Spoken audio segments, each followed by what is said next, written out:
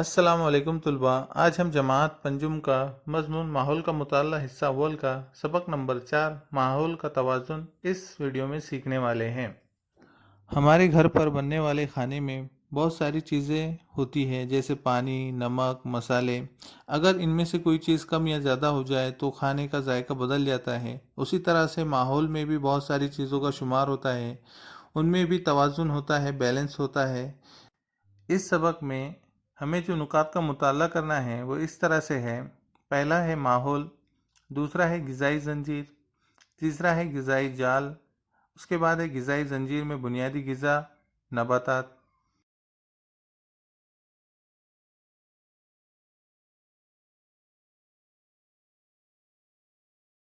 سبق کی شروعات میں طلباء کے لیے ایک کام دیا گیا ہے۔ کیا ہے وہ کام؟ چلیے دیکھتے ہیں۔ آپ گھر کے بڑوں کے ساتھ قریب و جوار کی کسی ندی، تالاب، نہر میں سے کسی ایک مقام پر جائیے۔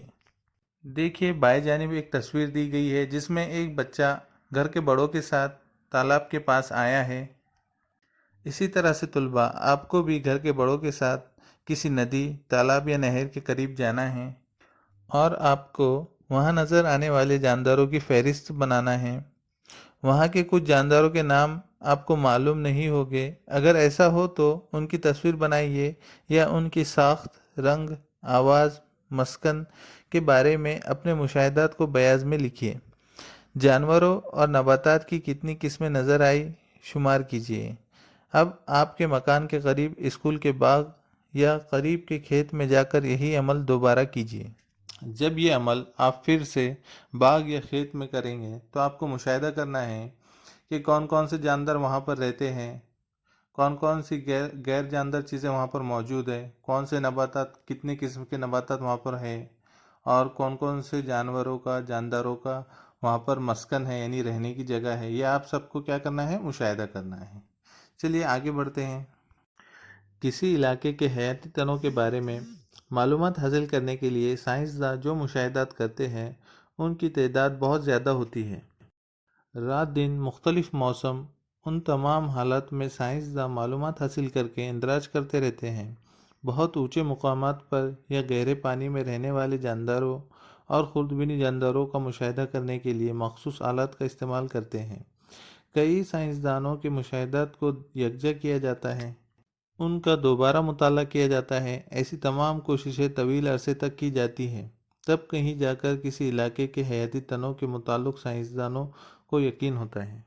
یہاں پر ایک لفظ استعمال ہوا ہے حیاتی تنوع، جس کا مطلب آپ کو جاننا بہت ضروری ہے۔ آپ کسی بھی علاقے میں جائیں گے تو آپ کو وہاں پر مختلف قسم کے جاندار دیکھنے کو ملیں گے، جیسے جانور، پرندے، پانی میں کے جانور، انسان، نباتات۔ تو یہ سب چیزوں کو ہی یعنی یہ کیا ہے؟ اختلاف ہے، اور اس اختلاف کو ہی حیاتی تنوع کہتے ہیں۔ چلیے طلباء آگے بڑھتے ہیں۔ آگے ہمیں ماحول دیا گیا ہے۔ آپ گرد و پیش لفظ سے واقف ہے۔ اسکول کا گرد و پیش خوبصورت ہے، بازار کا گرد و پیش گندا ہے، ایسے جملے ہم روزانہ سنتے ہیں۔ گرد و پیش یعنی آس پاس کی جگہ۔ گھر اور اسکول کے گرد و پیش سے شہر، گاؤں کا گرد و پیش بڑا ہوتا ہے۔ سورج کی روشنی، ہوا، پانی، مٹی، نباتات اور جانور جیسے کئی اجزاء کا ہماری زندگی سے تعلق ہوتا ہے۔ زندگی سے تعلق رکھنے والی گرد و پیش کی تمام اشیاء سے مل کر ماحول بنتا ہے۔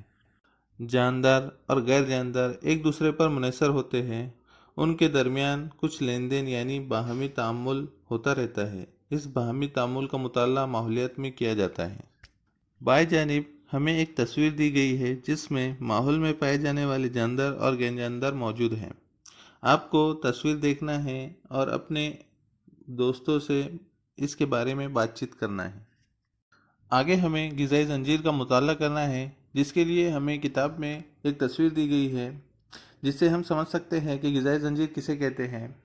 آپ دائیں جانب ایک تصویر دیکھ سکتے ہیں جس میں سورج ہے، گھاس ہے، ناک توڑا ہے اور ایک پرندہ ہے۔ تو اس سے ہمیں کیا سمجھ میں آتا ہے کہ سورج کی روشنی سے جو گھاس ہے وہ کیا کرتی ہے؟ اپنی غذا تیار کرتی ہے۔ گھاس کو کون کھاتا ہے؟ ناک توڑا کھاتا ہے، اور ناک توڑے کو کون کھاتا ہے؟ تو پرندہ کھاتا ہے۔ اس طرح سے یہ غذائی زنجیر چلتی رہتی ہے۔ चलिए आगे बढ़ते हैं। ज़ैल की तस्वीर देखिए लेफ़्ट साइड में हमें एक ज़ंजीर की तस्वीर दी गई है जिसमें बहुत सारी कड़ियाँ लगी हुई है। ज़ंजीर में कई कड़ियाँ हैं, इसकी कड़ियाँ खुल जाएं तो क्या उसे ज़ंजीर कह सकते हैं? ज़ंजीर की कड़ी एक मुकम्मल जुज़ होने के बावजूद वो आगे और पीछे मौजूद कड़ियों से जुड़ी होती है। कोई एक कड़ी निकल जाए तो ज़ंजीर टूट जाती है। पहली तस्वीर में नबातात, नाकतोड़ा, परिंदा जैसे मुख्तलिफ अज़ा एक मखसूस मुकर्ररा तरतीब में होते हैं। हर जुज़ अगले जुज़ की ग़िज़ा बनता है, इसलिए हम कहते हैं कि वो एक ज़ंजीर के अज्जा हैं। इस ज़ंजीर को ग़िज़ाई ज़ंजीर कहते हैं। इसका हर जुज़ ग़िज़ाई ज़ंजीर की एक कड़ी है। आगे हमें दो तस्वीर दी गई है, एक हिरन की है और एक शेर की, और हमें पूछा गया है कि हिरन की ग़िज़ा क्या है। हिरन क्या खा रहा है? तस्वीर में पत्ते खा रहा है, यानी नबातात को खा रहा है। नबातात में झाड़ियाँ आती हैं, घास आते हैं, बड़े दरख्त आते हैं। दूसरी तस्वीर में हमें शेर दिखाया गया है और पूछा गया है कि शेर की ग़िज़ा क्या है। तो हम कह सकते हैं कि शेर एक गोश्तखोर जानवर है और वो हिरन को भी खाता है। तो इस तरह से ये एक मुकम्मल ग़िज़ाई ज़ंजीर है। जैसे नबातात जो है, पेड़ पौधे, वो सूरज की रोशनी में अपनी ग़िज़ा तैयार करते हैं और नबातात को हिरन खाता है और हिरन को कौन खाता है? शेर खाता है। इस तरह से ये ग़िज़ाई ज़ंजीर चलती रहती है और ये एक दूसरे से जुड़े हुए हैं। ज़ैल की तस्वीरों में एक ग़िज़ाई ज़ंजीर दी हुई है। इसमें की एक कड़ी आपको पहचानना है। पहली और तीसरी कड़ी में कौन सी तस्वीरें हैं देखिए, इनका आपसी ताल्लुक़ पहचानिए और ज़ंजीर मुकम्मल कीजिए। दाएं जानिब जो तस्वीर है उसमें हमें ग़िज़ाई ज़ंजीर दी हुई है जिसको हमें मुकम्मल करना है। इसमें सूरज दिया गया है जिसकी मदद से नबातात अपनी ग़िज़ा तैयार करते हैं और नबातात को दूसरे कीड़े अल्लियाँ खाती हैं, बताए गए हैं वहाँ पर। और उसके बाद एक क्वेश्चन मार्क दिया गया है, यानी वो जो इल्लियाँ या कीड़े हैं उनको कौन खाता है? तो उनको कौन खाता है? परिंदे खाते हैं। आप देख सकते हैं यहाँ पर कि उल्लू की चोंच में छोटा परिंदा है जो उससे जसामत में छोटा है। तो इससे हमें मालूम होता है कि इल्लियों को छोटे परिंदे खाते हैं और छोटे परिंदों को बड़े परिंदे खाते हैं। इस तरह से आप क्वेश्चन मार्क की जगह पर लिख सकते हैं कि छोटे परिंदे। ठीक है। बाएं जानिब हमें दूसरी तस्वीर दी गई है और हमें पूछा गया है कि कुदरत में कई जंजीरें होती हैं, इनमें से कोई एक कड़ी ख़त्म हो जाए तो क्या ग़िज़ाई ज़ंजीर बरकरार रहेंगी? तो इसका जवाब होगा कि ग़िज़ाई ज़ंजीर बरकरार नहीं रहेगी, क्योंकि अगर कोई भी एक कड़ी ख़त्म हो जाती है तो उससे ग़िज़ाई ज़ंजीर टूट जाएगी। जैसे अगर ज़मीन पर के जो नबातात है वो ख़त्म हो जाते हैं तो जो घास खाने वाले जानवर है वो क्या खाएंगे? वो तो मर जाएंगे। फिर वो अगर मर जाएंगे तो फिर जो गोश्तखोर जानवर है जो उनको खाते थे वो भी क्या हो जाएंगे? ख़त्म हो जाएंगे। इस तरह से ये चेन होती है, इसलिए ग़िज़ाई ज़ंजीर बरकरार नहीं रहेगी।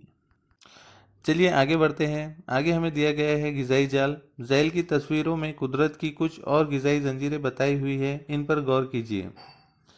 एक ही जानदार मुख्तलिफ ग़िज़ाई ज़ंजीरों का जुज़ हो सकता है, इसलिए फितरत में ग़िज़ाई जाल नज़र आता है।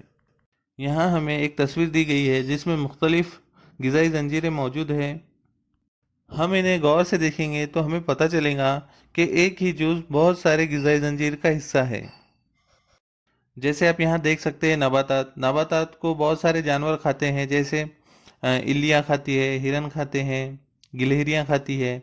और ये जो जानवर है ये अलग अलग ग़िज़ाई ज़ंजीर की क्या है? हिस्से है। जैसे हिरन को कौन खाता है? यहाँ पर लोमड़ी बताई गई है और अपने शेर बताया गया है। इसके अलावा यहाँ पर जो घास है उसको नागतोड़ा भी खाता है, नागतोड़े को छोटा परिंदा खाता है। इस तरह से बताया गया है। इसके अलावा घास को खरगोश भी खाते हैं, नबातात को, और खरगोश को चील या फिर सांप वगैरह खाते हैं। जब एक ही जुज़ बहुत सारे ग़िज़ाई ज़ंजीरों में आता है तो इससे ग़िज़ाई जाल बन जाता है। यही हमें यहाँ समझाया गया है। आगे हमें ग़िज़ाई ज़ंजीर में बुनियादी ग़िज़ा नबातात पढ़ना है। चलिए शुरू करते हैं। हर जानदार को ज़रूरी ग़िज़ा माहौल ही से हासिल होती है। माहौल के कई हैवानात सिर्फ नबातात से ही ग़िज़ा हासिल करते हैं। नबातात को खाने वाले हैवानात को दूसरे हैवानात अपनी ग़िज़ा बनाते हैं। पानी और हवा में मौजूद कार्बन डाइऑक्साइड का इस्तेमाल करके नबातात सूरज की रोशनी में अपनी ग़िज़ा तैयार करती है। यानी हर ग़िज़ाई ज़ंजीर की असास नबातात ही होते हैं। हमें यहाँ पर बताया गया है नबातात के बारे में कि नबातात हर ग़िज़ाई ज़ंजीर का असास होते हैं। नबातात हवा में से कार्बन डाइऑक्साइड को जज़्ब करते हैं और सूरज की रोशनी में अपनी ग़िज़ा तैयार करते हैं। कोई भी ग़िज़ाई ज़ंजीर हो उसमें नबातात बहुत अहम रोल अदा करते हैं, इस तरह हमें यहाँ बताया गया है। चलिए आगे बढ़ते हैं। आगे हमें माहौल का तवाज़ुन देखना है। हमारे माहौल में कई ग़िज़ाई ज़ंजीरें होती हैं। ऐसी ग़िज़ाई ज़ंजीरों की वजह से माहौल में रहने वाले हर जानदार को ग़िज़ा मिलती रहती है और वो ज़िंदा रहता है। नबातात से हासिल होने वाली घास फूस और तिनके हैवानात के मुर्दा जिस्म फुजला जैसी अशिया का तजिया करके इन्हें खाद में तब्दील करने का काम मिट्टी में पाए जाने वाले खुर्दबिनी जानदार करते हैं। इस तरह मिट्टी में नबातात के लिए ग़िज़ाइयत बख्श मादे तैयार होते हैं। इन खादों का इस्तेमाल करके नबातात नशोनुमा पाती हैं। ज़मीन में पाए जाने वाली अशिया का इस्तेमाल करके नबातात का नशोनुमा पाना और हैवानात और नबातात के बाकियात का सड़ गल कर ग़िज़ाई मादों में दोबारा ज़मीन में जज्ब होना माहौल में पाया जाने वाला एक अहम चक्कर है। यहाँ पर हमें बहुत ही अहम चक्कर बताया गया है जिससे माहौल का तवाज़ुन बरकरार रहता है। जैसे नबातात अपनी ग़िज़ा सूरज की रोशनी से तैयार करते हैं और नबातात को बहुत सारे जानवर खाते हैं और उन जानवरों को गोश्तखोर जानवर खाते हैं। नबातात से हासिल होने वाली घास फूस तिनके हैवानात के मुर्दा जिस्म फुजले जैसी अशिया का तजिया करके इन्हें खाद में तब्दील करने का काम मिट्टी में पाए जाने वाले खुर्दबिनी जानदार करते हैं और इन्हीं खाद का इस्तेमाल करके नबातात क्या होते हैं, नशोनुमा पाते हैं। तो इस तरह से ये जंजीर चलते रहती है। ये बहुत ही अहम है माहौल के तवाज़ुन को बरकरार रखने के लिए। इसके अलावा माहौल में मौजूद आबी चक्कर की वजह से तमाम जानदारों को पानी मिलता रहता है। जानदार तनफ़ुस के लिए कुर्रे हवा की ऑक्सीजन का इस्तेमाल करते हैं। इनके ज़रिए खारिज की गई कार्बन डाइऑक्साइड गैस का इस्तेमाल करके नबातात खुद की ग़िज़ा तैयार करते हैं। इस अमल के दौरान तैयार होने वाली ऑक्सीजन दोबारा कुर्रे हवा में मिल जाती है। ये भी एक कुदरती चक्कर है।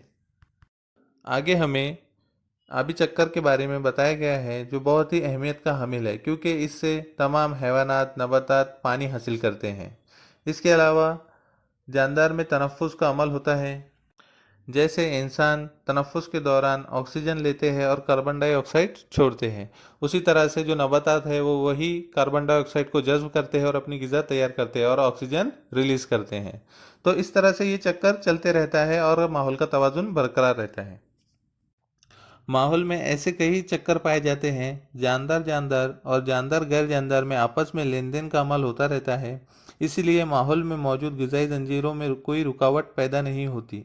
माहौल में तमाम चक्कर मुकम्मल तौर पर जारी रहें तो माहौल का तवाज़ुन बरकरार रहता है।